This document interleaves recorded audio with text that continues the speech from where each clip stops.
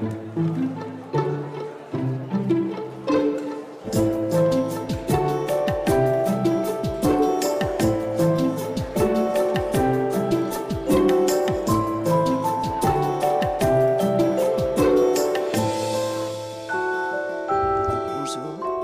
et bienvenue au Mémorial de la Shoah pour cette rencontre donc dans le cadre de la Journée internationale des femmes. Adélaïde Oval et Annette Monod, deux femmes courageuses, deux femmes exemplaires auxquelles nous sommes donc très heureux de rendre hommage. Soyez les bienvenus ici au Mémorial de la Shoah. Adélaïde Oval et Annette Monod, deux destins qui sont retracés et très documentés dans ces deux livres que nous vous présentons aujourd'hui. Deux ouvrages parus aux éditions Ampélos, donc Rester humain, Le son d'Auschwitz et de Ravensbrück d'Adélaïde Oval, ainsi que Annette Monod, L'ange du Veldiv de Frédéric Antil, ici présent. Alors, nous disposons d'environ 1h30. Nous allons bien sûr garder une séquence de fin d'un quart d'heure, 20 minutes pour pouvoir échanger avec vous. Donc, vous pourrez évidemment poser toutes les questions que vous souhaitez. Je vais tout d'abord présenter nos intervenants et leur demander à chacun très très rapidement s'ils pensent les uns et les autres que nos deux femmes courageuses se seraient rencontrées. Et puis ensuite, nous allons dérouler cette séance en alternant des récits biographiques et des témoignages. Et avec Patrick Cabanel, notre historien, nous ouvrirons en introduction et nous conclurons ensemble cette séance. Alors, nous avons la chance d'avoir avec nous Hélène Oval, la nièce d'Adélaïde Oval. Donc, je vais vous approcher votre micro. Voilà. Et puis, on va l'allumer. Bonjour. Tout d'abord, merci de m'accueillir ici à cette table. J'en suis très honorée. Donc, Annette Monod et Adélaïde Oval auraient pu se rencontrer. Je suppose qu'elles se sont rencontrées.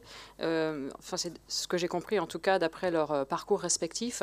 Et en tout cas, elles se rencontrent dans la manière qu'elles ont eue d'aider leurs prochaines dans le cadre de la détention pour Adélaïde Oval et de l'aide que pouvait apporter Annette Monod dans les différents camps qu'elle a fréquentés.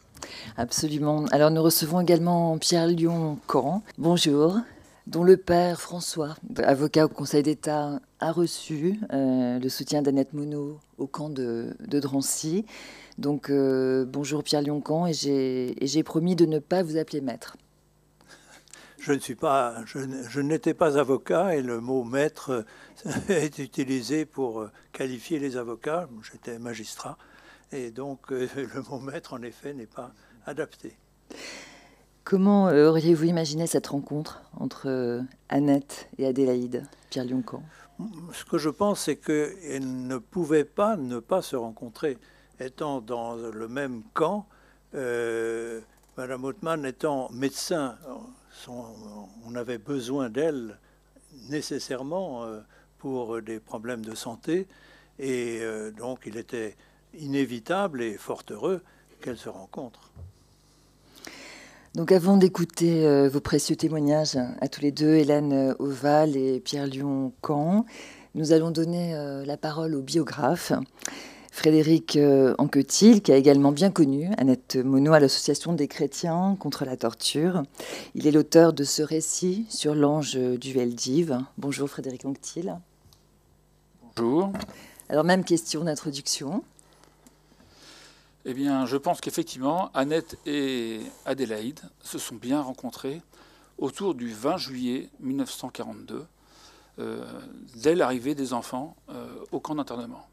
Adélaïde Oval était déjà présente, et avant que le Veldiv commence à être vidé, voyant qu'il n'y avait rien à faire au Veldiv, Annette a couru aussitôt dans les camps qu'elle connaissait pour préparer leur arrivée.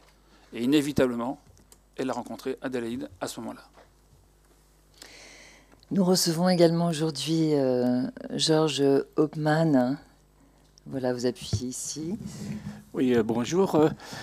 Je n'ai pas connu Adélaïde Oval, mais j'ai été élève d'un professeur juif qui a été déporté à Auschwitz et à Buchenwald, le professeur Robert Wetz, auquel je tiens à rendre hommage. Et ceci m'a conduit à m'intéresser aux médecins déportés, dont on ne parle pas tellement, et de là, évidemment, au problème et à l'aventure, qu'on peut dire, d'Adélaïde Oval. Voilà, je vous laisse prendre le micro également, Patrick Cabanel. C'est donc avec l'historien Patrick Cabanel que nous allons revenir sur la singularité de cette résistance féminine. Bonjour, Patrick Cabanel. Bonjour. Bonjour. J'aimerais beaucoup, on va apporter le micro plus près de votre bouche. Voilà, merci. Voilà, on va glisser on a un peu déchiré, je suis désolé, voilà, on a déchiré encore, le tissu. encore, puisque cette séance est enregistrée et vous m'entendez, oui. Voilà, oui. Là c'est beaucoup mieux. Bonjour, Patrick Cabanel. Bonjour. Je vous invite peut-être à introduire cette séance en tentant de définir ce que serait, d'un point de vue historique, cette résistance féminine non violente. Je rappelle que Annette et Adélaïde étaient respectivement âgées de... Je rappelle que Adélaïde et Annette étaient respectivement âgées de 33 et 30 ans en 1939 et qu'elles sont donc toutes les deux entrées en résistance. De quelle résistance parlons-nous, Patrick Cabanel ? Je vais essayer de répondre. Je vois que vous ne m'avez pas posé la question sur se sont-elles rencontrées. Question qui m'a paru tout à fait décontenançante, mais les gens ont répondu avec beaucoup de sérieux. On a même une date. C'est extraordinaire l'histoire. Parce que j'avais aucune idée, je le reconnais. Voilà. En même temps, comment dire, je vais essayer de ne pas commencer tout de suite à parler d'elles, mais elles appartiennent toutes les deux à une catégorie extrêmement minoritaire de la population. Non seulement elles sont protestantes, ce qui est déjà rare en France, mais en plus ce sont toutes les deux filles de pasteurs, ce qui c'est pas courant. Et en même temps, c'est une figure collective capitale. Hein. Il y en a beaucoup dans cette histoire-là. Tout à l'heure, avant de venir ici, je regardais, comme je le fais à chaque fois, le mur des justes, voilà, à l'extérieur. Et en 1964, il y a 2 justes en France. Et quelle France! Alors, je suis désolé pour la France laïque. S'il y a des laïcs dans la salle, vous êtes déçus, car les 2 premiers justes français sont un prêtre catholique et une protestante, qui n'est ni Adélaïde Oval, qui n'est juste que l'année suivante, en 65, ni Annette Monod, qui n'est pas juste d'ailleurs, je crois. Elle est juste, Annette? Elle n'est pas juste. Hein. Dans le film La Rafle, la cinéaste disait qu'elle était juste, mais elle ne l'est pas. C'est Alice Ferrière, qui est la première juste de France. Et juste après, je vous le signale, je regardais tout à l'heure, j'ai pris des notes. Donc 64 Alice Ferrière, 65 Adélaïde Oval, 66 une protestante de Montbéliard, Louise Blazer. Je ne sais pas si vous dites quelque chose. Belle figure de résistante aussi. Et puis en 67, une Marseillaise d'origine suisse, qui était d'ailleurs, je crois, la femme qu'a aimé... ne me regardez pas comme ça. La femme qu'a aimé, vous savez, ce grand poète-là, brisé par la guerre de 14-18, qui a vécu dans un lit. Son nom m'échappe à l'instant, à Carcassonne, dans l'Aude. Les gens cultivés dans la salle, là. Oui, Joé, c'est ça. Joé Bousquet, voilà. Elle s'appelait Germaine Mühlenthaler, elle était suissesse. Et puis, toujours à Marseille, Susélie Lénard. Voilà. Alors j'ai appris récemment qu'il faut dire Lénard et pas Lénart. C'est une grande famille. Il y a des gens dans la télévision publique chez les Lénard. Voilà. Alors, voyez, elles ont été, ces femmes, reconnues très tôt. Toutes sont juste entre 64 et 67. Mais c'est vrai qu'elles appartiennent à une résistance, je vais dire des banalités, mais qui a longtemps n'a pas été reconnue. C'est tellement banal de le dire aujourd'hui. Quand j'étais jeune prof d'histoire, le camp qui incarnait le nazisme, pour nous, les jeunes profs d'histoire, il y a maintenant 30 ans de ça, c'était pas Auschwitz, c'était Buchenwald ou c'était Mauthausen surtout, Mauthausen. Et puis aujourd'hui c'est Auschwitz. Ça veut dire que c'est pas la même, vous le savez bien, c'est pas la même histoire, c'est pas la même déportation, c'est pas le même nazisme, et c'est pas la même résistance. Et donc ces femmes-là, je dirais, avaient contre elles deux handicaps, si on peut dire. Elles ne pratiquaient pas la résistance classique, longtemps classique et reconnue, en armes politiques, les réseaux, et d'autre part, elles étaient des femmes. Et vous savez que dans la résistance classique, c'est une résistance très genrée, très masculine, très virile. Voilà. Et puis, elles appartiennent à ce que Jacques Semelin, qui est très connu ici pour ses ouvrages, a été un des premiers appelés, dans un ouvrage maintenant presque ancien, si j'ose dire, la résistance sans armes face à Hitler. Et puis, on dit pas tellement, parce que sans armes, c'est pas assez fondateur, on préfère dire la résistance civile ou non violente. On peut dire aussi, et peut-être que ça les concerne toutes les deux, je ne sais pas, elles sont filles de pasteurs, la résistance spirituelle. Et je me souviens, lorsqu'on a fondé, et puis je vais en terminer, le lieu de mémoire du Chambon-sur-Lignon, j'étais dans le comité scientifique, on était 4, Philippe Joutard, historien des protestants, et moi, et de l'autre côté, Jacques Semelin et Annette Viviorca. Et nous, on parlait, Philippe Joutard et moi, de résistance spirituelle. Et Annette Viviorca, laïque, et Jacques Semelin, laïque, ça les agaçait. Or, alors c'est vrai, il ne faut pas confondre résistance civile et spirituelle. On peut faire la résistance civile sans avoir de spiritualité particulière. On peut aussi faire la résistance civile en ayant une spiritualité laïque. Et je pense que la France n'a pas assez, y compris Yad Vashem pour les justes, n'a pas assez mis en valeur les instituteurs. Jacques Semelin, dans un récent débat ici même, on était ensemble, rendait hommage, vous savez, aux hussards noirs de la République. Parce que finalement, quand on parle des justes en France, on pense souvent à des prêtres, Monsieur Saliège à Toulouse, à des pasteurs, Trocmé au Chambon-sur-Lignon, et on oublie la pléiade, l'infanterie des instituteurs publics, laïques. Certains étaient protestants, d'autres étaient tout simplement laïques et même anticléricaux. Voilà, donc on distingue résistance spirituelle et civile. En tous les cas, c'est une résistance non violente. C'est une résistance dont l'un des principaux points de définition est d'avoir non pas attaqué l'Allemagne, mais d'avoir, et on retrouve les Juifs, d'avoir essayé de protéger du prédateur nazi les proies désignées. Voilà. Et c'est un geste de résistance que de mettre à l'abri la proie désignée du prédateur. Voilà. Et un geste extrêmement personnel, à la différence des résistances politiques, Patrick Cabanel. C'est pas évident, c'est-à-dire qu'on a tendance, quand on parle des justes, notamment de ces femmes, elles sont un peu exceptionnelles. Surtout, je pense peut-être, à Adélaïde Oval, pour ce qu'elle a fait à Auschwitz, etc. Mais on a tendance, quand on parle des justes, à les héroïser comme si c'était des gens seuls. Vous voyez, le héros vraiment dans sa solitude absolue et exemplaire. Or, on sait, il faut bien le dire, qu'on est rarement juste seul. Et souvent, les justes sont justes, enfin, ils sauvent des juifs avec des juifs. Et donc, il y a des réseaux aussi. Et voilà, alors le mot réseau, vous savez, les sociologues en discutent, ça peut être très construit, ça peut être un peu informel, mais on est rarement juste seul, comme on est rarement résistant seul. C'est collectivement qu'on est juste, qu'on est résistant. Et c'est très intéressant de terminer cette introduction sur cette question de résister en dehors des réseaux politiques, mais néanmoins résister au sein de ses propres réseaux, puisque c'est une dimension que l'on va aborder avec ce récit biographique de Frédéric Anquetil. Merci beaucoup, Patrick Cabanel, pour cette introduction sur cette question de la résistance féminine non violente. C'est ainsi que vous l'avez qualifié, avec cette dimension spirituelle importante, et cette question de comment justement on entre en résistance et au sein de quels réseaux, quels sont ces réseaux, si ce ne sont pas des réseaux politiques. Alors Frédéric Anquetil, Annette Monod, elle a la singularité d'avoir consacré l'intégralité de sa vie à la cause des détenus, si j'ose dire, quel qu'il soit, et ça c'est une dimension extrêmement intéressante de l'engagement de cette femme tout au long de sa vie.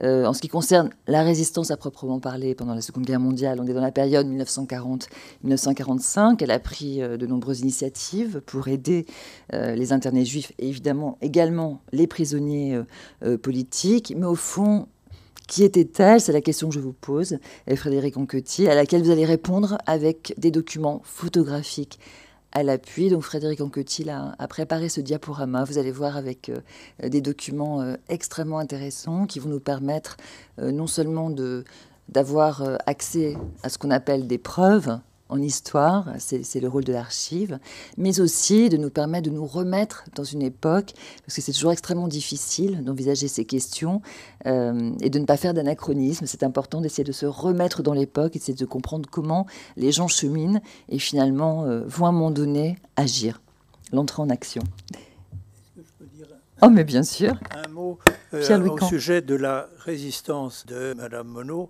Elle a eu la médaille de la résistance, ce qui montre qu'on a reconnu publiquement ses actions de résistance. Tout à fait. Frédéric Anquetil, donc. Annette Monod-Léris, 1909-2001. C'est à vous. Bon, donc Annette est pour moi une amie. Quand je suis arrivé à l'Action des chrétiens pour l'abolition de la torture en tant qu'objecteur, on m'a dit que ton job, c'était d'être ses bras et ses jambes tous les jours. Donc 3 jours par semaine, j'étais dans l'ombre d'Annette. Et tous les jeudis soirs, en plus, j'allais manger la soupe chez elle et on discutait. Donc ça a duré 1 an et demi. J'ai bu comme du lait tout ce qu'elle me racontait. Ce fut une grand-mère spirituelle. Donc je vais essayer de résumer en 12 minutes cette vie énorme d'Annette. C'est une gageure, mais je tente le défi. Donc effectivement, comme vous l'avez dit, Annette est issue de famille de pasteurs. Donc André Monod, pasteur en Algérie, Charles Monod, pasteur en Algérie. Je crois qu'il y a 3 générations de pasteurs au-dessus. Et c'est clin d'œil de l'histoire, elle est née rue des Juifs à Kiévi, dans le Nord, dans le 59.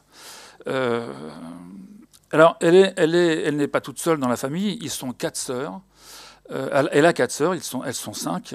Mais comme on disait, Annette, c'était la pire. C'est-à-dire qu'en fait, on pourrait se dire, dans la matrice familiale, il y en a 5, les 5 devraient avoir le même destin. Eh bien non, c'est Annette qui a un destin assez extraordinaire. Et dit-on à Saint-Germain-en-Laye, là où elle était connue, ce qu'on m'a raconté, c'était la pire.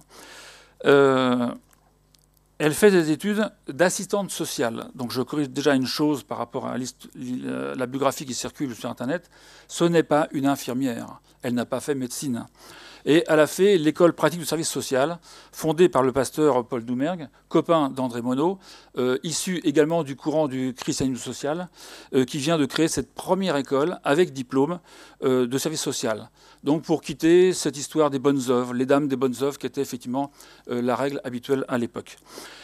Alors, pendant sa formation qui dure 2 ans, elle fait surtout des stages en milieu famille, enfants, difficiles, et ainsi de suite. Mais son mémoire de fin d'études porte sur la réadaptation des prisonniers.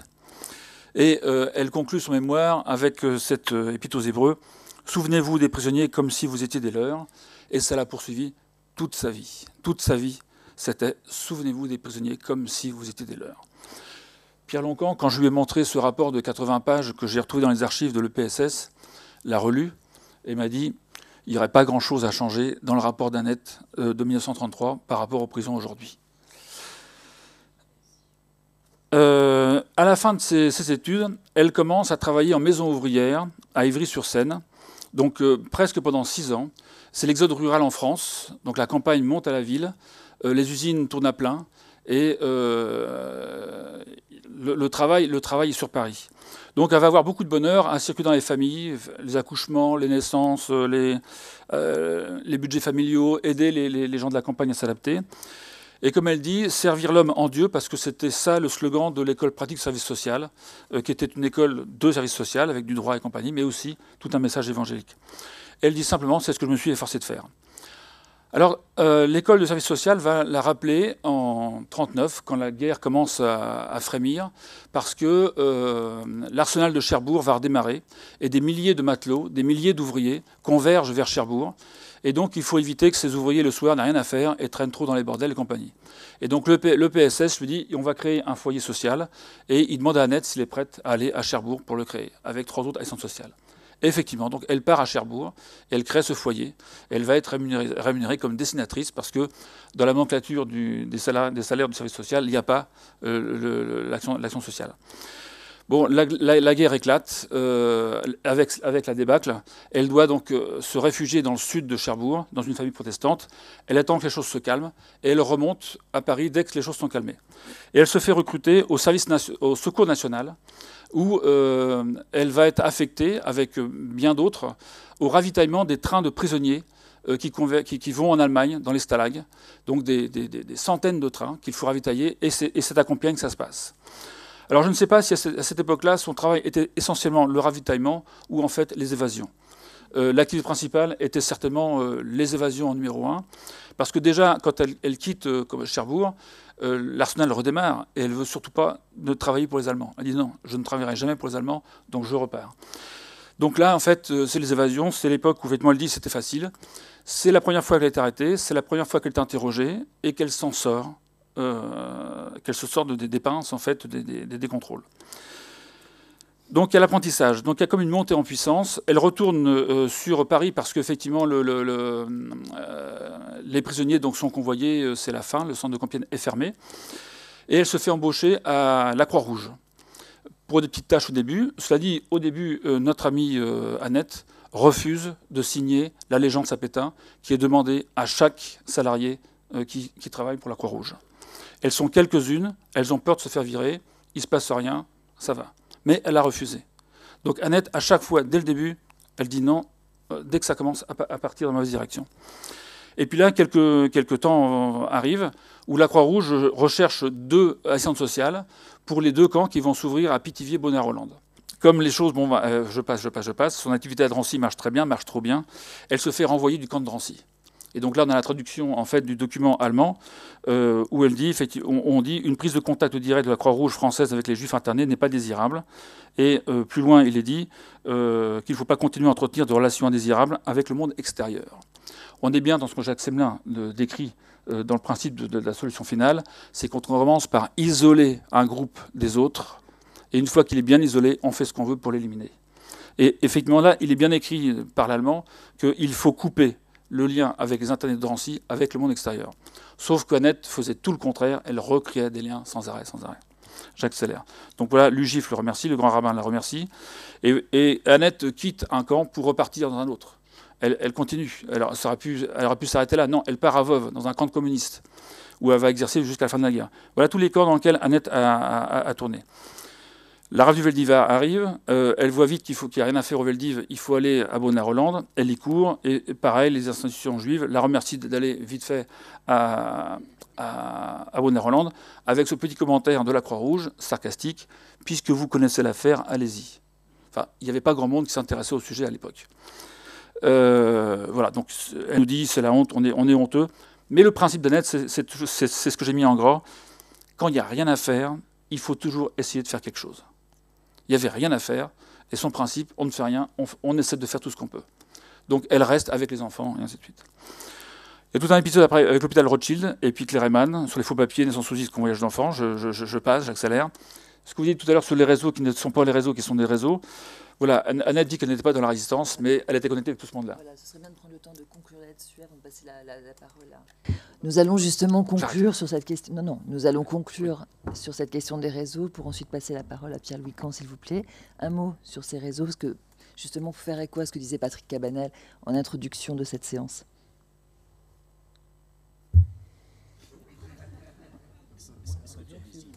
Il est très dissipé, vous avez remarqué, mais je l'ai à l'œil. Oui, donc, alors, Annette n'est pas dans un réseau de résistance. Les réseaux de résistance ne la connaissent pas. Elle disait qu'elle était de la résistance, mais n'était pas dans la résistance. Sauf que ça, c'est tous les noms des personnes avec lesquelles elle était en relation et qui, eux-mêmes, sont dans des réseaux de résistance. Alors, je citerai surtout en particulier le COSOR, le service des œuvres sociales de la résistance. On oublie, mais dans la résistance, il y avait un service social qui existait pour s'occuper des familles des prisonniers politiques, en l'occurrence, fondé par le père Chaillet, témoignage chrétien. Et elle s'est beaucoup occupée d'Agnès Bidot, à la prison de la Petite Requête, prison des femmes politiques, qui était la secrétaire générale du COSOR, nommée par le père Chaillet. Bon, j'en dis pas plus parce que sinon il y aurait trop à dire sur chacun des éléments qui sont ici. Merci Frédéric Anquetil. Beaucoup plus d'informations donc dans le livre Annette Monod, l'ange du Veldiv, de Drancy et des camps du Loiret. Des textes collectés, rassemblés. Vous avez eu quelques exemples justement de ces précieux documents. Et Frédéric Anquetil continue évidemment à les rassembler et à développer son enquête autour de l'itinéraire et de l'engagement d'Annette Monod. On parlait de Drancy tout à l'heure et j'en profite pour passer la parole tout de suite à Pierre Lyon-Camp. Vous êtes avocat général honoraire à la Cour de cassation, membre de la Commission nationale consultative des droits de l'homme et au cours de votre... Ancien membre. Bien sûr, ancien membre. Au cours de votre carrière, vous avez été directeur adjoint également du cabinet des gardes des Sceaux, Robert Badinter. Alors, c'est au sein de votre famille, Pierre-Louis Camp, à l'occasion des fêtes de fin d'année, que vous avez découvert Annette Monod. Qu'est-ce que vous avez compris quand vous étiez gamin de l'action de cette femme et du lien très particulier de cette femme dans cette expérience partagée à Drancy avec votre père. Comment avez-vous pris conscience de ce lien qui a lié François, votre père, et Annette Monod? Mon père n'était plus là après la guerre. J'étais chez mes grands-parents paternels et ils m'ont informé de ce qui s'était passé et de la reconnaissance qu'ils avaient à son égard.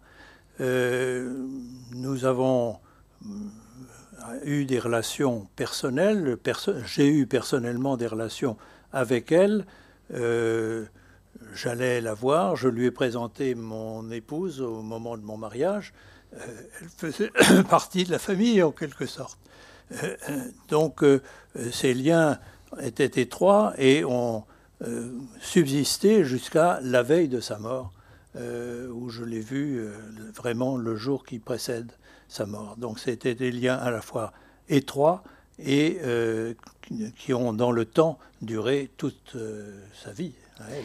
Avant de parler de vos retrouvailles avec Annette Monod dans des circonstances professionnelles, quel type de femme était-elle? Est-ce qu'elle parlait volontiers de ce qu'elle avait vécu? Est-ce qu'elle transmettait volontiers ce qu'elle avait vécu? Oui, elle en parlait beaucoup parce qu'elle avait été marquée par ce qu'elle avait vécu et donc sous forme, comme le disait M. Anctil, sous forme de petites histoires, entre guillemets, tragiques et en même temps avec une pointe d'humour. Elle en parlait très fréquemment quand on allait la voir, et moi j'allais la voir très régulièrement. Je me suis reproché de ne pas avoir fait en sorte de pouvoir enregistrer tout ce qu'elle racontait. Et seule la mémoire me permet de me souvenir d'un certain nombre. Alors vous conjuguez votre mémoire évidemment avec vos verbatims, vos notes, et vous avez retrouvé dans un cadre professionnel Annette Monod. Et j'aimerais qu'on revienne justement sur cette période où elle était assistante sociale à la prison de Fresnes et vous étiez, vous, juge d'instruction à Versailles, Pierre-Louis Camp. Oui, effectivement, c'est une coïncidence qui a fait que j'étais juge d'instruction à Versailles et que Madame Léris, elle était Madame Léris à ce moment-là, était assistante sociale chef à Fresnes et qu'elle a eu à s'intéresser, à s'occuper de détenus que j'avais, moi, mis sous mandat de dépôt comme juge d'instruction. Donc nous avons été en relation professionnelle étroite à ce moment-là. Mais ça n'a fait que prolonger des relations qui existaient depuis des années. Vous me disiez en préparant cette rencontre que vous vous souveniez plus particulièrement, par exemple, de cette affaire de cette femme donc, qui était incarcérée, mais qui était en même temps une future maman. Et vous aviez dû donc solliciter Annette Monod à ce moment-là. Oui, en effet, le hasard a voulu que soit en détention sur mon mandat de dépôt une femme enceinte qui était à la veille d'accoucher. Je ne voulais pas qu'elle accouche alors qu'elle était encore détenue et donc j'ai prévenu Madame Monod en lui disant de faire en sorte de pouvoir que cette femme puisse être logée dans des conditions convenables avant que je lève à proprement parler le mandat de dépôt de manière à ce qu'elle puisse accoucher dans des conditions convenables. Et donc j'ai été en relation avec elle à ce sujet. Qu'est-ce que vous avez pu observer justement de la façon dont Annette Monod pouvait accompagner ces différents détenus? Est-ce que c'était plus difficile pour elle d'accompagner des détenus dont elle avait le sentiment qu'ils étaient effectivement justement incarcérés en tant que criminels, par exemple? Il faut d'abord souligner le fait que il se trouvait dans une situation très différente de celle de la période de la guerre. Pendant la guerre, les détenus étaient des détenus arbitrairement détenus, bien entendu. Tandis qu'après la guerre, lorsqu'elle était fonctionnaire à l'administration pénitentiaire, les détenus étaient détenus sur un mandat de justice, par conséquent dans des conditions normalement convenables, en tout cas légales. Et évidemment, la difficulté, c'est que elle a eu affaire à des gens extrêmement divers. Ça a été des collaborateurs, ça a été des délinquants de droit commun et des criminels condamnés même à mort. Ça a été des gens du FLN et après des gens de l'OS. Et chaque fois, elle avait un comportement à avoir pour ne pas tenir compte dans son comportement des raisons pour lesquelles les intéressés étaient là. Ce n'était pas son problème. Son problème, c'était de se comporter humainement, et ça, elle a été remarquable de ce point de vue-là, de se comporter humainement, quels que soient les sentiments qu'elle pouvait avoir des faits pour lesquels les intéressés étaient détenus. Avant de passer la parole au biographe d'Adélaïde Oval, j'aimerais qu'on revienne sur l'histoire de votre père. Comment, Annette Monod, vous parlez de votre père et qu'est-ce qu'elle vous a appris justement de votre père? Excusez-moi, je n'ai pas bien compris votre question. Qu'est-ce que Annette Monod vous a appris de votre père, François? Qu'est-ce qu'elle vous a transmis, elle, de votre père? Non, elle ne m'a pas beaucoup parlé de mon père, sinon que j'ai su qu'elle lui avait demandé d'assurer son secrétariat, comme ça a été indiqué tout à l'heure, mais je n'ai pas le souvenir qu'elle m'ait parlé spécialement de la personnalité de mon père. Si elle l'avait choisi, c'est qu'elle estimait qu'il avait l'envergure, entre guillemets, pour cette fonction, qu'elle pouvait lui faire confiance. Et elle a eu raison, évidemment, de le faire. Mais elle ne m'a pas spécialement parlé des qualités ou des défauts éventuels de mon père. Finalement, elle a été en liaison avec lui pendant une durée assez brève, parce que mon père a été incarcéré à Drancy en août 1941, et c'est le moment où elle-même est arrivée à Drancy, et elle a été chassée de Drancy pour excès de ses fonctions, c'est-à-dire pour avoir essayé de faire son métier comme on le lui demandait, mais dans des conditions extrêmement difficiles, parce que le métier d'une assistante sociale, c'est de faire le lien entre les détenus et les familles, c'est-à-dire d'échanger des photos, des lettres, etc. Toutes choses qui lui étaient strictement interdites de Drancy. Et donc elle risquait très gros des sanctions, avec ce que ça pouvait vouloir dire à l'époque d'être sanctionnée.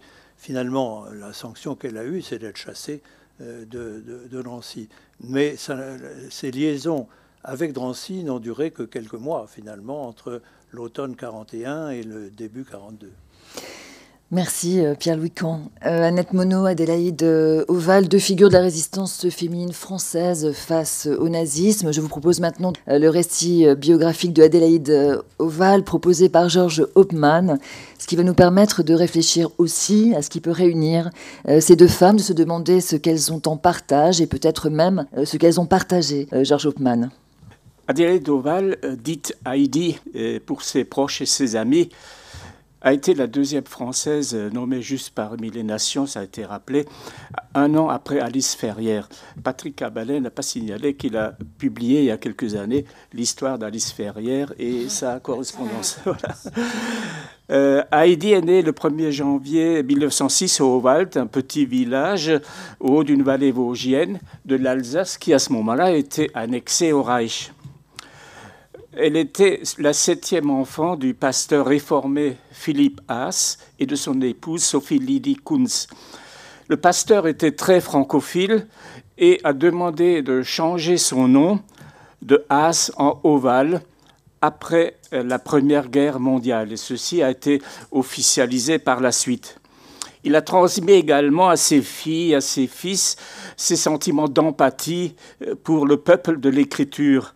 Ce qui explique que Heidi a déclaré en 1972 à un journaliste anglais « Cette révérence envers les Juifs ne m'a jamais quitté. Je ne pourrai jamais oublier qu'à travers l'histoire, ils ont bien plus souffert que tous les autres peuples. » Heidi a étudié la médecine à Strasbourg, est devenue spécialiste en psychiatrie. Et fin septembre 1939, elle décide de quitter l'Alsace pour s'occuper des malades mentaux qui ont été transférés dans le sud-ouest, à Vauclair, près de Montpont-Ménestérol, en Dordogne, puis à Lannemezan, dans les Hautes-Pyrénées.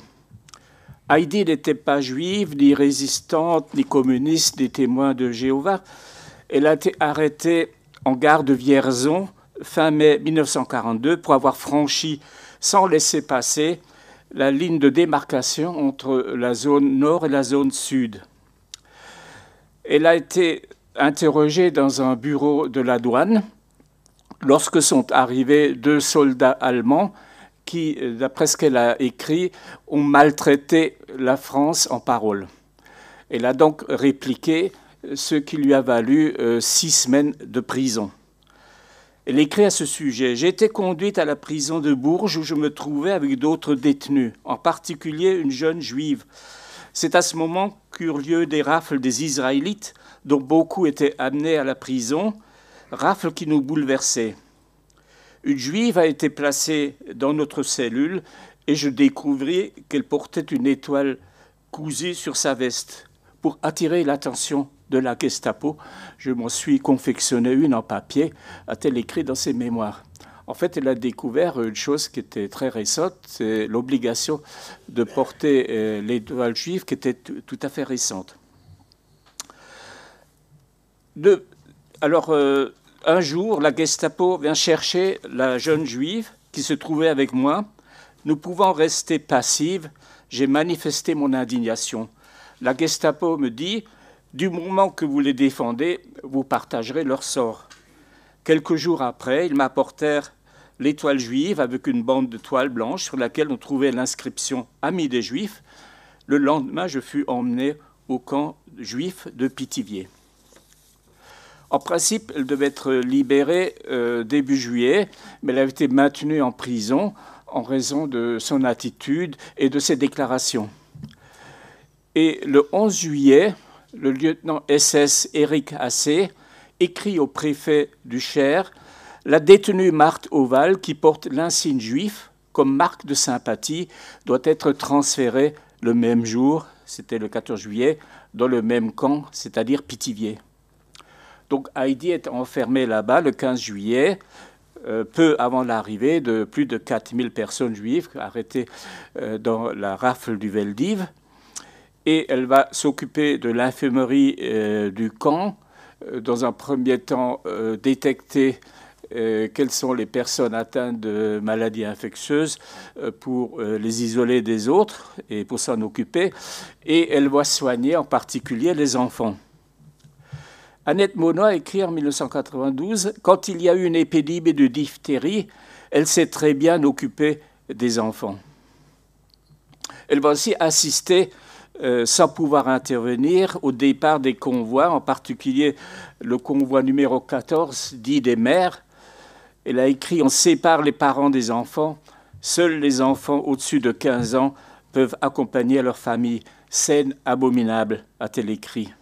En fait, il y avait 1034 femmes qui ont été déportées et 4 d'entre elles sont seulement revenues. Fin septembre, elle est transférée dans le camp de Bonne-la-Rolande où elle va être atteinte de la diphtérie elle-même puisqu'elle avait soigné les enfants atteints de cette maladie.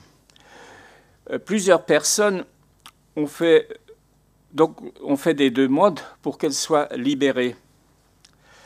Mais, et même sa sœur Dorothée, dite Dorette, a écrit au maréchal Pétain le 9 septembre. « Je vous demande, monsieur le maréchal, si la France ne pourrait pas faire quelque chose par votre intervention afin qu'elle ne soit rendue. Mais ma sœur ne rétractera sans doute rien de ce qui lui a causé ce préjudice temporel. » Elle savait très bien que Heidi était intransigeante et qu'elle ne changerait pas d'avis. Annette Monod a écrit dans une lettre adressée à Dorette, donc la sœur d'Adélaïde, après le départ de celle-ci du camp de Bonne-la-Rolande. « J'ai bien connu et beaucoup apprécié votre sœur, et comme tous les autres, je suis attristé par son départ. Laissez-moi vous dire en terminant, comme le passage de votre sœur a été bienfaisant, elle n'a pas perdu son temps. Elle ne se sentait pas internée, mais en mission, et aidait tout le monde de son cran magnifique. Elle a souligné en mission. C'est effectivement pour Adélaïde Auval quelque chose d'impératif de rester dans le camp et de soigner les personnes qui étaient enfermées. Après quelques jours de prison à Orléans, elle est internée le 15 novembre au fort de Romainville, où elle rejoint les femmes détenues résistantes communistes, pour la plupart, qui sont bien connues. Et elle sera déportée à Auschwitz dans le fameux convoi du 24 janvier 1943, dit le convoi des 31 000, avec 229 autres personnes prisonnières, dont Daniel Casanova, Marie-Claude Vaillant-Couturier, Charlotte Delbo et d'autres personnalités qui sont bien connues. À Auschwitz, elle est d'abord chargée de soigner des prisonnières allemandes criminelles ou prostituées dans le camp de Birkenau. Mais elle sera ensuite enfermée pendant plusieurs semaines dans le sinistre bloc 10 du camp d'Auschwitz de base, c'est-à-dire le Stammlager, dans lequel les médecins nazis, Karl Klauberg, Horst Schumann et Eduard Wirtz, s'adonnaient à des expériences dites médicales, en particulier de stérilisation sur 400-500 jeunes filles et femmes juives. Elle s'y oppose catégoriquement. Un médecin déporté, collaborateur des médecins nazis, veut la forcer à réaliser des narcoses sur des jeunes filles juives grecques avant de pour subir une ovariectomie. Elle refuse et est dénoncée à Wirtz. Eduard Wirtz était le médecin-chef du camp d'Auschwitz. Il la convoque et lui demande, en présence de plusieurs SS armés, « Est-ce vrai que vous avez refusé d'aider aux opérations, de refuser de faire des narcoses ?» Elle répond « Oui. Pourquoi ? Parce que c'est contraire à mes convictions. » Ne voyez-vous donc pas que ces gens, c'est-à-dire les Juifs, sont différents de vous ?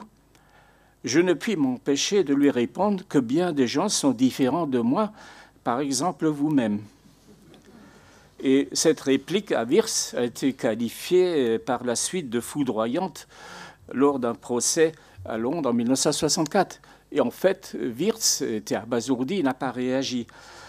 Et Adélaïde a commenté ainsi sa réplique dans un entretien accordé à Jean Rosenthal, qui fut compagnon de la Libération, président du CRIF.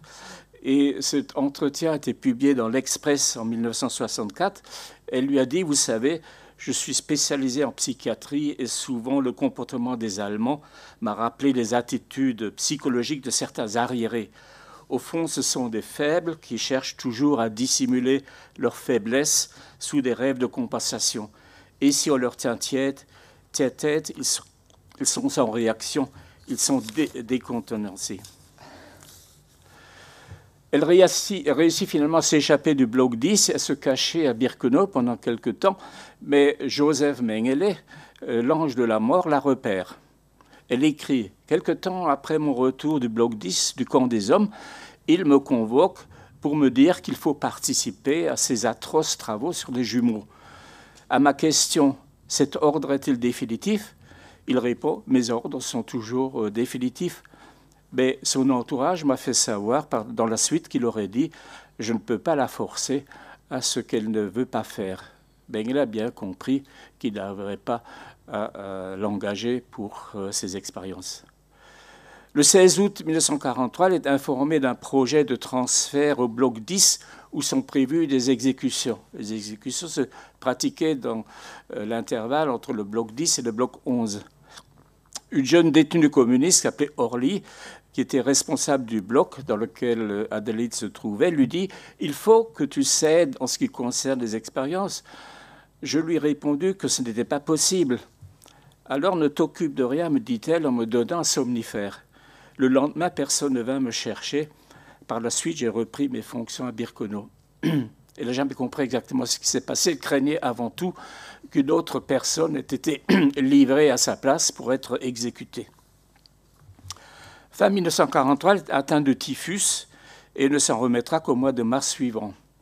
Marie-Claude Vaillant-Couturier avait été atteinte également du typhus et Daniel Casanova, elle, était morte du typhus quelques semaines après son arrivée à Auschwitz. Début août 1944, elle est achemée donc au camp de Ravensbrück avec 49 survivants du convoi initial et affectée à l'un des blocs de l'infirmerie où elle sera confrontée de nouveau à des médecins nazis, Percival Traité et surtout Adolf Winkelmann, appelé le bourreau. Elle va mettre tout en œuvre pour protéger, sauver les déportés, surtout en falsifiant les feuilles de température auxquelles les médecins nazis accordaient beaucoup d'importance. Elle a écrit « Ce sont des instruments redoutables selon ce qu'elles contiennent ». Donc elle a écrit « Un diagnostic dangereux et camouflé. Il faut doser les degrés de température, en inscrire à celles qui n'en ont pas, la supprimer à celles qui en ont. Les résultats des analyses de laboratoire doivent être exagérés, supprimés ou inventés selon les cas. Suppression des feuilles si le séjour à l'infirmerie doit se prolonger. Refaire de nouvelles feuilles de température s'il y a lieu. Supprimer des traces révélatrices. » Donc elle réussit à berner les médecins nazis car elle a écrit « Ces messieurs ne sont pas très forts en médecine et il est facile de leur faire prendre des vessies pour des lanternes. » Elle n'avait aucune crainte des SS.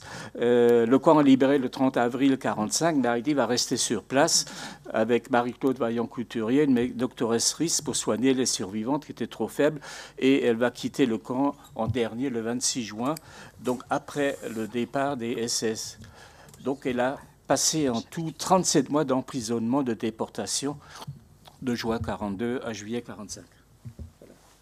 Merci infiniment, Georges Hauptmann. On a un aperçu, en vous écoutant, de l'écriture aussi de ce livre, puisque Adélaïde Oval a extrêmement documenté son expérience, qui vous permet de nous faire les dialogues, ce qui est absolument fascinant. Et on est absolument sidéré par la façon dont cette femme dit non. Et c'est un des points communs, bien sûr, avec Annette Monod. Et cela pose la question...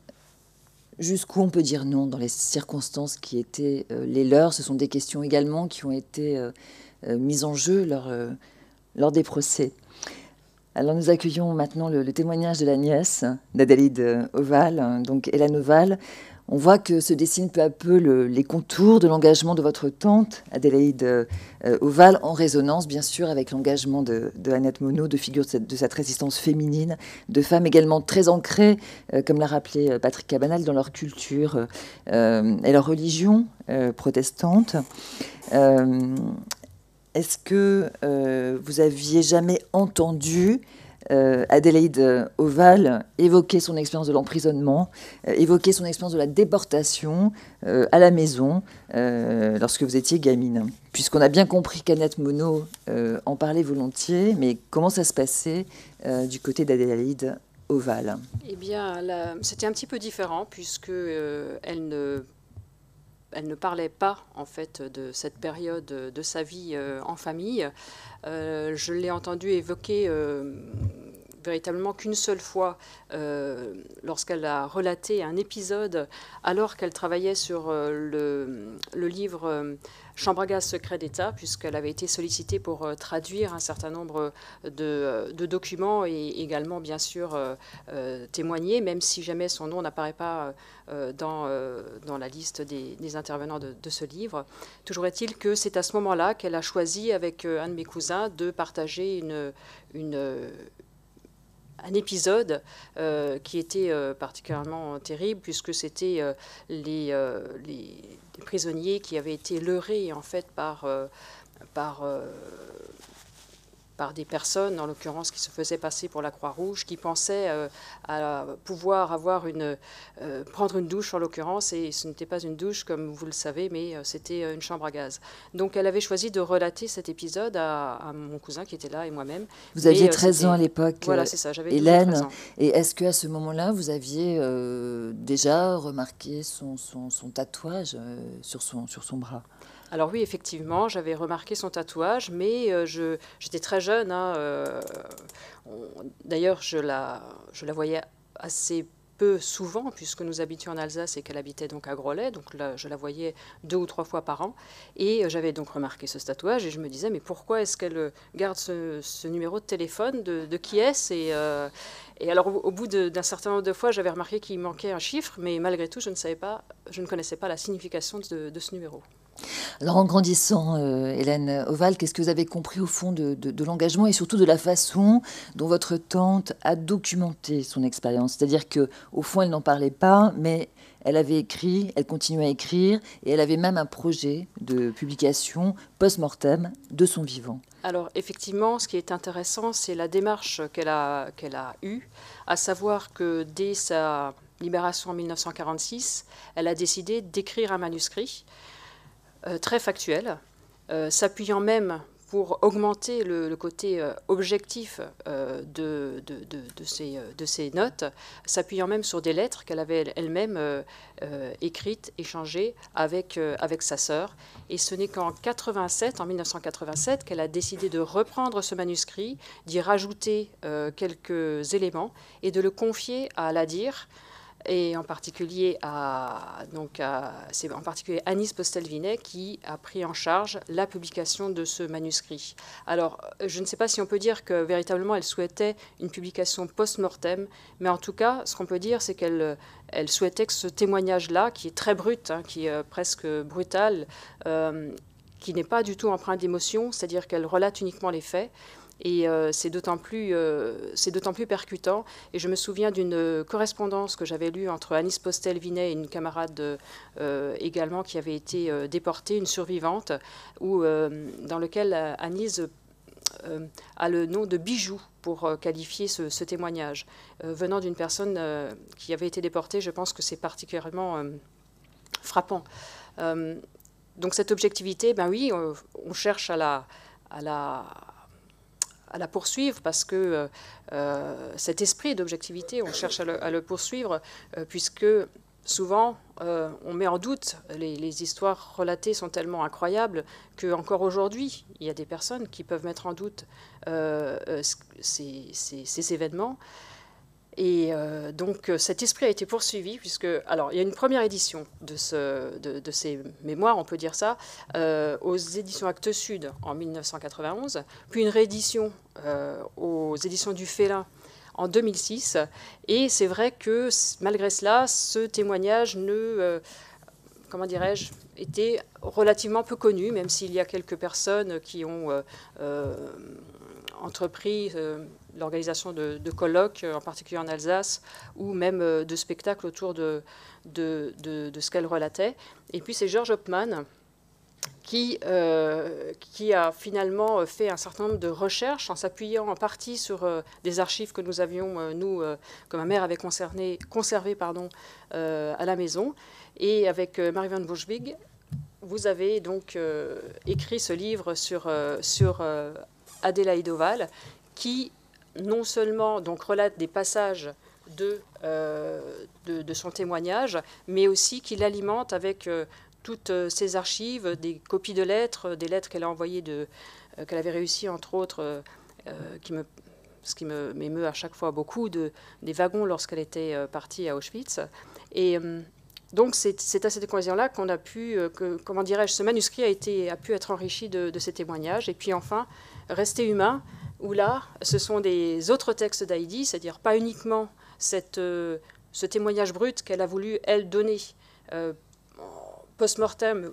J'avais pas tout à fait fini sur ce sujet, certes, parce qu'elle savait ce qu'elle allait faire elle-même. Elle avait un projet d'action pour sa propre personne, et lorsqu'elle a donné ce manuscrit en 87, elle savait pertinemment que ce serait post-mortem. Maintenant, elle ne l'a pas précisé de cette façon-là à ses camarades. Et ce dernier livre, qui reprend d'autres textes d'elle, qui ont été pour la plupart écrits effectivement juste après la guerre, et qui sont un petit peu différents que le message qu'elle a voulu laisser à la fin, puisqu'ils ce sont vraiment des témoignages à chaud qu'elle donne, et là c'est encore autre chose. Et donner accès à ces textes-là, pour moi, est vraiment formidable. Je vous en remercie. Je remercie les éditions Apollos. Entre autres, les Apôtres des camps, où là, on rejoint effectivement l'esprit qu'avait Annette Monod, puisque dans Apôtres des camps, elle fait l'hommage de justement toutes ces personnes qui ont su aider. Ils ont su s'aider les uns les autres. Voilà. Voilà. Et vous le dites avec émotion, Hélène Oval, et on ressent bien tous de quelle façon vous avez hérité de cette mémoire, comment à votre tour vous poursuivez cette œuvre en vous faisant à votre tour chercheuse de documents, participer à l'édition. C'est votre façon à vous de faire quelque chose de cet héritage. Oui, si elle a confié ce document, c'est bien qu'elle voulait qu'il soit connu. Donc voilà, oui, on essaye de poursuivre dans ce sens. Et d'un mot peut-être, est-ce que au cours de ce travail, vous avez pu du coup percer quand même cette attitude tellement distanciée qu'il y a eu au sein de la famille même, votre tante, avec les autres membres de sa famille. Est-ce que vous avez le sentiment que c'est sa façon à elle de tenir aussi, c'est-à-dire d'avoir tout de suite eu cette attitude distante et de cette fête, en quelque sorte tout de suite, historienne de sa propre expérience qui est devenue ensuite sa propre mémoire? Alors j'estime aussi qu'il y a toujours un danger à vouloir interpréter ce qu'elle a voulu faire, pourquoi est-ce qu'elle a procédé de cette façon. Donc je resterai toujours prudente sur toutes ces questions qui concernent vraiment la profondeur de son être et les explications qu'on peut donner aussi bien à la démarche qu'elle a eue après la guerre que pendant la guerre. Je pense qu'on ne les trouvera jamais. C'est toujours sujet à caution. Néanmoins, je pense que les personnes qui ont vécu cela ont vécu des choses incommensurables, inexprimables en fait. Et c'est pour moi l'explication pour laquelle elle est restée donc très discrète sur ces années, même si j'ai retrouvé dans un c'était une interview concernant le procès d'Hering. Oui. Je ne sais pas si vous me rappelez le nom de la journaliste. Et donc, en fait, la journaliste relate que lorsque Heidi parle de ce qu'elle a vécu, parle d'Auschwitz, elle a une attitude très calme et très déterminée. Et lorsqu'elle parle des événements contemporains de l'époque, c'est-à-dire en 1972, sur, entre autres, des problèmes d'éthique médicale, là, elle s'anime véritablement. Donc, elle a, oui, vraisemblablement besoin de garder cette distance parce que c'est trop dur, tout simplement. Merci beaucoup, Hélène Oval. Beaucoup de questions, beaucoup de matière à réflexion à l'écoute de ces destins croisés de ces deux femmes. Un tout petit mot, Patrick Cabanel, peut-être pour compléter cette tentative de définition de cette résistance féminine, non violente. On ajoutera protestante, si j'ai bien compris. Je vous invite à reprendre le micro et puis on va faire circuler le micro dans la salle pour que vous puissiez échanger aussi avec nos invités dans les 20 minutes qui nous restent. Qu'est-ce qui vous semble de commun au fond, dans ces destins de ces deux femmes? Le fait qu'elle soit protestante et le fait qu'elle soit femme. Et c'est pas du tout la même chose. Vous avez vu un moment, c'est Frédéric Anctil qui l'a montré dans son PowerPoint, Annette Bonneau dit, comme protestante, j'étais proche du peuple de l'Ancien Testament, voilà. Et ça, j'ai fait tout un livre sur ça, donc je vais pas le reprendre, mais c'est incroyablement vrai. C'est-à-dire, je sais pas si dans la salle, il y a des gens qui ne seraient ni juifs ni protestants, il y en a sans doute dans la salle, et eux, vous pourrez comprendre, si vous êtes catholique, vous pourrez comprendre qu'un Français normal, catholique, j'ai bien normal avec des guillemets, ne le prenez pas mal, hein, non, mais c'est pour faire réagir la salle. Un Français normal ne peut rien comprendre de certaines façons au judaïsme parce que jusqu'à Vatican II, les Français normaux ne lisaient pas la Bible. C'est compliqué le catholicisme avec l'accès à la Bible. Les protestants la lisent à tort et à travers, dans leur langue. Ils ont alphabétisé leurs filles depuis le XVIe siècle. C'est pour ça qu'on revient aux femmes, pour lire la parole de Dieu. Et la parole de Dieu, c'est autant l'Ancien que le Nouveau Testament. Et je l'ai souvent dit, je soupçonne les protestants français d'avoir préféré pendant des siècles l'Ancien au Nouveau Testament. Parce que l'Ancien Testament, c'est l'exil, c'est les prophètes, c'est Pharaon, c'est Nabucodonosor, difficile à prononcer, mais il faut le faire, et c'est le Dieu des armées aussi. Voilà. Et donc, il y a vraiment des affinités de mémoire, de culture extrêmement fortes qui font qu'un protestant, je dis bien français, et pas alsacien. J'ai noté qu'elle est réformée, Adélaïde. Donc, elle n'est pas luthérienne. Et c'est capital de ne pas être luthérienne dans cette histoire-là. Je ne vais pas en faire long. Mais les protestants français ne ressemblent ni aux Français, qui sont catholiques d'origine, ni aux autres protestants d'Europe, qui sont des protestants, je dirais, dont les églises sont des églises nationales. Vous êtes protestants suisses, allemands, écossais, suédois, danois, votre religion est celle de la nation. Vous êtes protestant italien, les fameux vaudois, vous êtes protestant tchèque, vous êtes protestant polonais, vous êtes protestant français, vous n'êtes pas de l'Église de la nation, et donc vous pouvez comprendre mieux les Juifs. Et puis ce qui concerne Adélaïde et Annette et tant d'autres, il y a Dora Rivière aussi, juste aussi, qui a été aussi déportée, qui a refusé aussi, a été médecin, de faire des expériences elle aussi. Et il y a Yvonne Cocher qui est morte en déportation, dont vous avez parlé, et tant d'autres. Ce qui les caractérise, cette génération-là, elles ont 20 ou 30 ans. Je voudrais dire un mot, on ne l'a pas prononcé, elles auraient pu en être, je ne sais pas pourquoi elles n'en étaient pas. Vous savez, la CIMAD. La fameuse CIMAD, aujourd'hui, la bête noire de tous les ministres de l'Intérieur, de gauche comme de droite, la CIMAD. À l'époque, la CIMAD, il n'y avait pas un seul homme à la CIMAD. C'était que des protestantes. Elles étaient débordantes de foi. Lorsque Violette Mouchon, la fondatrice, on lui dit « Mais pourquoi le coteau fleuri, où vous cachiez des juifs au Chambon-Sugnon, pourquoi ils n'ont jamais été pris ?» Elle dit « Il y avait un rempart de prière. » Et une autre, qui a été la directrice du coteau, dit « Je crois qu'il y avait un ange qui survolait le coteau et un autre qui se tenait à l'entrée. » C'est pas très calviniste de parler d'ange, me semble-t-il, mais voilà, c'était vraiment une génération marquée par la foi. La CIMAD en est pleine. Alors pourquoi il y a autant de femmes protestantes dans cette affaire-là?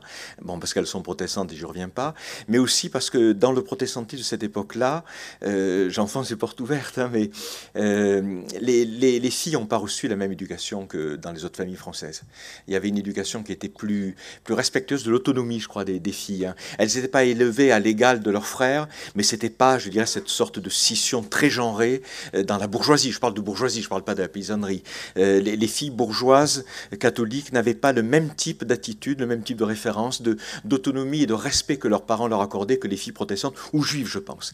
Et, merci Patrick Cabanel. C'est encore plus vrai chez les filles de pasteurs. Donc une clé de compréhension dans ce dialogue entre protestantisme et judaïsme, et puis une clé d'émancipation et d'autonomie, chemin de courage pour ces femmes. À vous. Donc vos questions à nos différents invités, qu'ils soient témoins, historiens, biographes. Profitons de ces 20 minutes qui nous restent. Oui, Monsieur, bonjour. Présentez-vous. Oui, je m'appelle Jean Barras, je suis réalisateur et scénariste, ce qui m'a amené à travailler sur cette période et d'en venir à la silhouette d'Annette Monod dans mes recherches. Je me parle un petit peu et je vais amener à une question. J'ai fait des recherches sur le sauvetage des enfants. J'ai l'impression que c'est aussi un dénominateur commun entre toutes ces femmes qui ont résisté. J'ai d'abord travaillé sur un personnage qui s'appelle Sophie Schwartz, qui a fait partie des réseaux de résistance communiste. Et je m'étonne encore aujourd'hui qu'on n'ait pas fait autant de liens entre tous ces personnages, parce que au fond, Paris n'était pas si grand que ça. Annette Monod était un personnage central. Ils étaient peu à Pithiviers et à Bonne-la-Rolande à pouvoir s'occuper de tous les internés, en particulier des enfants. J'ai lu des témoignages parce que j'ai fait une recherche particulière sur 2 enfants en particulier, des enfants Grutman, qui ont été sauvés par le Mouvement national contre le racisme. Et ça m'a amené jusqu'à Annette Monod. Et même, quand vous disiez tout à l'heure qu'elle ne faisait pas partie de réseaux de résistance, j'ai l'impression qu'elle en faisait partie de tous les réseaux en même temps, puisque dans un témoignage de Adam Rensky, je ne sais plus dans quel ouvrage, qui regroupe plein de témoignages, je crois que c'est Ce qu'on savait ou quelque chose comme ça, il cite Annette Monod faisant partie du Mouvement national contre le racisme. Oui, je vois que ça vous étonne, mais c'est pas de moi, c'est de lui, donc je pense qu'il connaissait quand même. Et je m'étonne, si vous voulez, qu'il n'y ait pas eu une mémoire vraiment sur ces femmes, parce qu'elles étaient nombreuses, en fait, à travailler, je crois, ensemble, plus qu'on l'imagine. Frédéric Rontil, une réaction? Parlez. Première réponse, sur le convoyage des enfants. C'est sûr qu'effectivement, Annette a convoyé beaucoup d'enfants, et, disait-elle, elle a abusé de la cape de la Croix-Rouge pour effectivement promener les petits-enfants en province, parce que, vous l'avez vu, c'est une grande voyageuse, c'est-à-dire c'était rare à l'époque d'être aussi mobile qu'elle. Donc monter dans le train avec 2 enfants et en étant assistante sociale à Croix-Rouge, habillée comme elle était, ça passait dans le décor. Donc en fait, elle avait un camouflage extrêmement utile. Et comme elle dit, elle a une grosse dent contre la Croix-Rouge. Elle a énormément abusé de la Croix-Rouge, qui ne l'a absolument pas remerciée, mais elle a abusé de la cape de la Croix-Rouge pour convoyer beaucoup d'enfants. Donc j'ai plusieurs exemples. Il y a celui à Voves, les Miss Pollet, où elle a caché effectivement une jeune fille, Clément, mais il y a aussi d'autres exemples. Il y a des exemples, par exemple, il y a celui à Voves, les Miss Pollet, où elle a caché effectivement une jeune fille, Clément, mais il y a aussi d'autres exemples. Il y a des exemples, par exemple, il y a celui à Voves, les Miss Pollet, où elle a caché effectivement une jeune fille, Clément, mais Bon, elle a beaucoup convoyé, effectivement. L'OSE, la rue Amelot, tout ça. Et puis Claire Eyman, vous connaissez sur Claire Eyman, grande copine d'Annette aussi. Non, je voulais simplement Dominique demander. Merci. Je voulais vous demander si vous pouviez préciser un peu la relation entre Claire Eyman et Annette Monod. Alors c'est à nouveau Jacques Anquetil. Non, Frédéric. Jacques, c'est le... Frédéric, bien sûr. Mais il est très rapide aussi, hein, vous avez remarqué.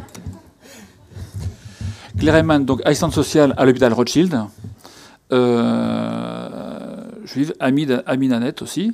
Donc on trouve un petit carnet, d'ailleurs, ici aux archives du mémorial, il y a un petit carnet d'Annette dans lequel il y a le nom de Claire Eyman qui apparaît, donc 1941, fin 41, et sépare entre autres la morgue de l'hôpital Rothschild, que disparaissaient des enfants et différentes personnes.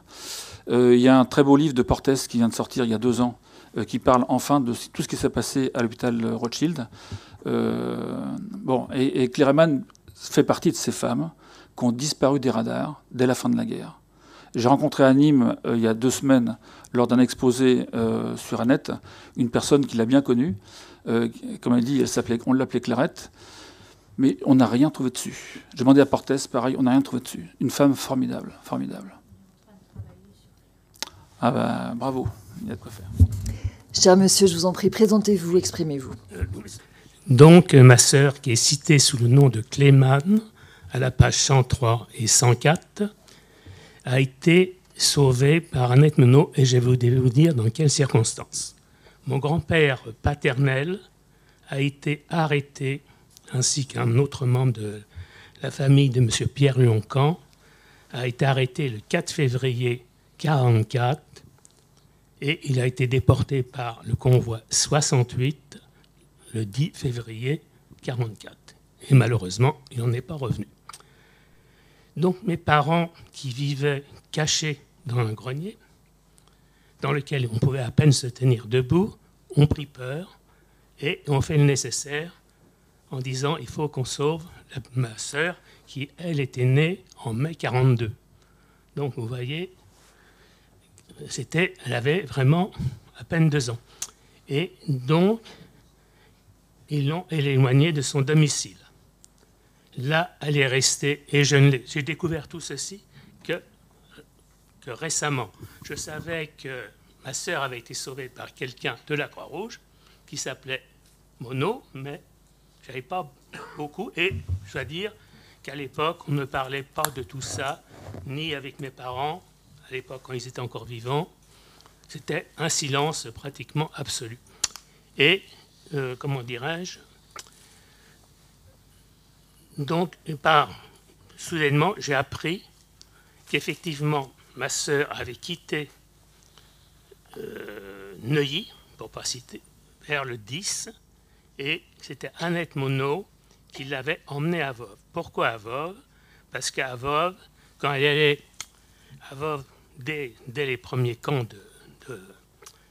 où elle s'occupait, elle n'avait pas beaucoup d'argent. La Croix-Rouge, comme vous l'avez dit précédemment, ne la payait pratiquement pas.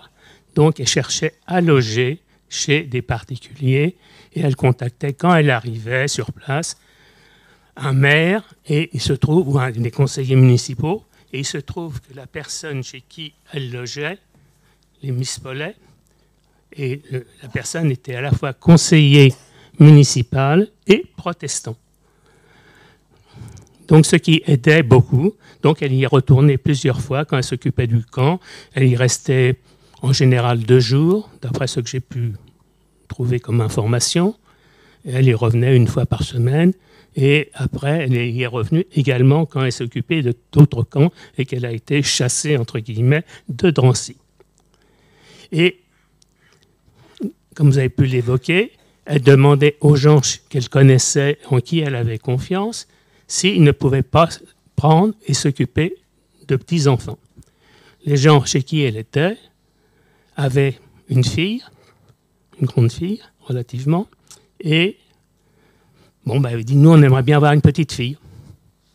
Et c'est comme ça que l'occasion s'est présentée en 1944, vu les circonstances, que ma sœur a été amenée à Voves, et ils l'ont considérée, les Miss Paulet, l'ont considérée comme leur enfant. Et ça a été un drame à la Libération, parce que comment expliquer à un enfant qui n'a même pas 2 ans et demi que les personnes qu'elle considère comme ses parents ne sont pas ses parents et qu'on va la séparer. D'ailleurs, mes parents ne l'ont pas reprise tout de suite.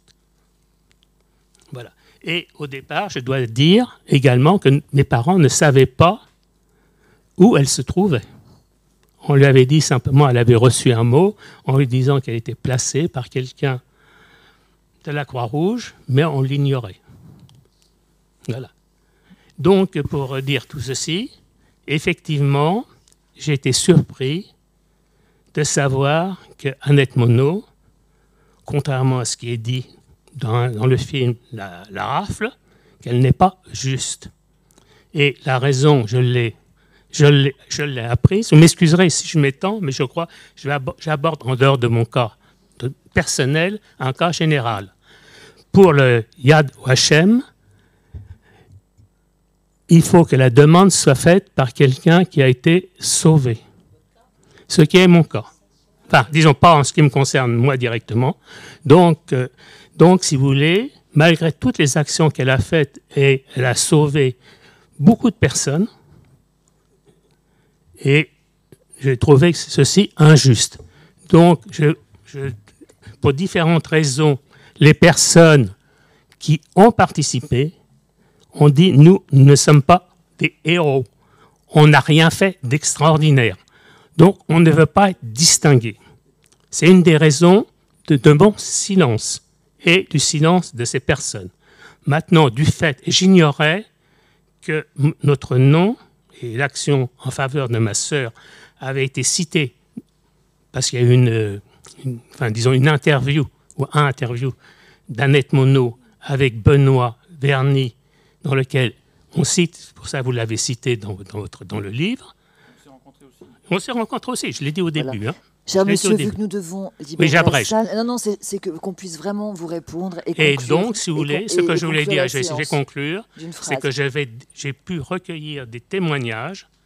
Maintenant que c'est rendu public, je vais faire une demande auprès du secrétaire général de Yad Vashem France pour qu'Annette Monod soit reconnue comme juste, puisqu'il y a déjà des membres de sa grande famille, les Monod, qui sont inscrits au mur des justes. Voilà. Je pense que j'ai pu à peu près vous donner des explications. Merci beaucoup. Alors, une toute dernière question, et comme ça, peut-être Patrick Cabanel répondra aux deux en même temps, et nous serons obligés de nous quitter. Non, je vais être très, très bref. Je veux juste conforter ce monsieur. Je suis très, très émue. Il se trouve que j'ai eu la chance extrême d'être la voisine d'Annette. J'habitais le même immeuble qu'elle, de 92 à 2000. Je l'ai très bien connue. Et ce que je peux dire, c'est qu'en 92... elle disait ces choses-là n'intéressent personne. Et tout a démarré, en tout cas, moi je sais beaucoup moins de choses que M. Anctil, mais j'ai aussi beaucoup parlé avec elle, et c'est vrai qu'il y avait ce sourire triste. Et si on pouvait, effectivement, pour les générations d'aujourd'hui et pour la mémoire, elle mérite d'être juste devant toute la France, franchement, parce que justement pour cette modestie, pour ce désir de ne pas, de considérer que ce que l'on fait de juste est normal. Voilà. Merci beaucoup. Ce serait bien pour elle. Merci beaucoup. Un dernier mot avec Patrick Cabanel et Frédéric Anctil, et nous serons obligés de nous quitter. Je dois respecter les horaires. Merci. Bon, je vais faire un mot de publicité pour un livre. Mon dernier livre, c'est sur l'accueil des Juifs dans les Cévennes, et le titre, c'est « Nous devions le faire, nous l'avons fait, c'est tout ». C'est ce que nous avait dit quelqu'un dans les années 80, il n'y a pas de quoi. Non seulement c'est pas héroïque, mais les gens pensaient bien que c'était même pas historique. Que ce qui est historique, c'est la résistance en armes, pas celle-là, voilà. Et puis, monsieur, la grandeur, c'est la grandeur de Yad Vashem. C'est aussi une forme de limite pour nous, les historiens. C'est que c'est une procédure judiciaire. Il y a un juge ici à la table, magistrat, sur témoin de rescapés, mais vous êtes parfaitement placé pour la faire nommer juste très vite. Il suffit d'en parler à Jean-Pierre Gauzy, qui est un ami qui dirige le comité français, et on peut lancer très très vite l'affaire. Puisque maintenant, il y a la trace écrite, c'est vous. C'est vous qui avez dans vos mains le titre de juste d'Annette Monod. Nous, comme historiens, nous savons qu'elle l'est.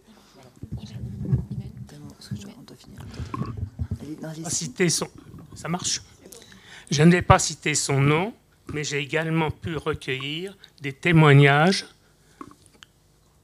d'une personne qui a été sauvée par Annette Monod, peut-être pas au sens strict, mais Annette Monod a concouru à son sauvetage. Et également, j'ai des témoignages de gens qui corroborent. Voilà. Un dernier mot de M. Anquetil. Court.